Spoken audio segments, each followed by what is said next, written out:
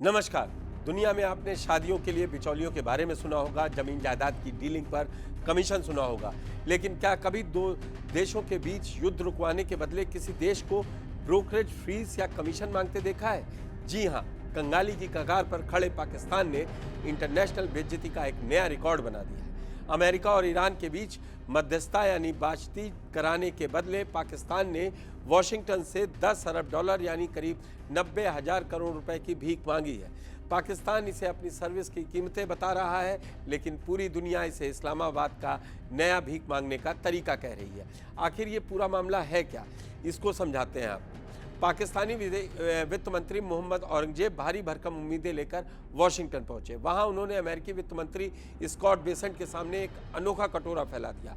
पाकिस्तान का कहना है कि उसने अमेरिका और ईरान के बीच चल रही भयंकर लड़ाई को रोकने के लिए इस्लामाबाद समझौता करवाया।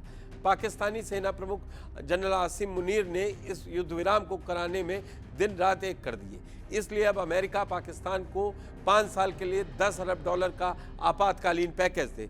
पाकिस्तान ने इस भीख को छिपाने के लिए एक भारी भरकम नाम भी दिया है, एक्सचेंज स्टेबलाइजेशन फैसिलिटी। लेकिन इसका सीधा साधा मतलब यही है कि हमने आपकी बातचीत कराई है, अब आप हमारी जेब में दलाली के पैसे डालो।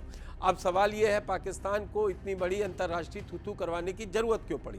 तो जवाब है पाकिस्तान की तिजोरी में बचा सन्नाटा और कर्ज का वो पहाड़ जो इस मुल्क को निगलने वाला है। आइए आपको पाकिस्तान की कंगाली का असली और डरावना गणित समझाते हैं। पहला आंकड़ा, पाकिस्तान इस समय 130 अरब डॉलर से ज़्यादा के रिकॉर्ड विदेशी कर्ज के नीचे दबा हुआ है।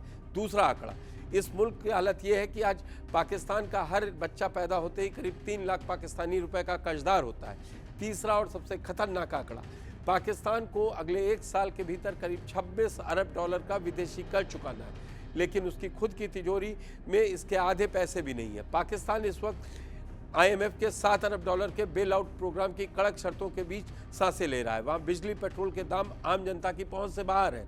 पुराना कर्ज चुकाने के लिए नया कर्ज मांगना ही अब इस देश की मजबूरी बन चुका है। इस पूरी कहानी में सबसे मज़ेदार मोड़ तो अभी आना बाकी है। जिस मध्यस्थता पर वो पाकिस्तान 10 अरब डॉलर ऐंठना चाहता, वो डील भी असल में औंधे मुँह गिर चुकी।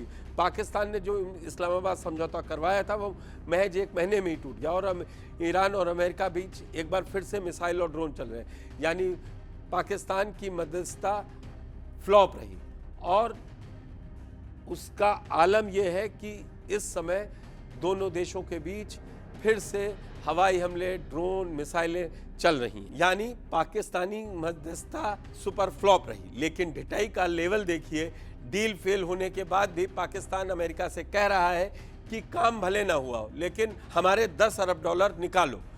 पाकिस्तान का तर्क ये है कि इस तनाव की वजह से जो उनका नुकसान हुआ है, अमेरिका उसकी भरपाई करे तो क्या महाशक्ति अब अमेरिका पाकिस्तान के इस जाल में फंसेगा?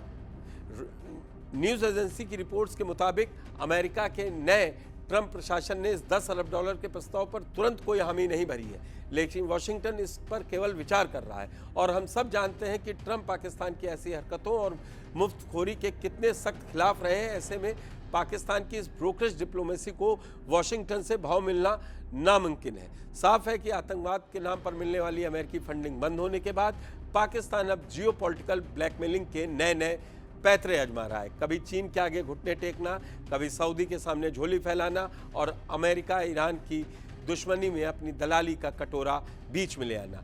यही आज के कंगाल और लाचार पाकिस्तान की कड़वी हकीकत है। आपको हमारा ये वीडियो कैसा लगा हमें कमेंट सेक्शन में ज़रूर बताएं। देखते रहिए जी मीडिया। धन्यवाद।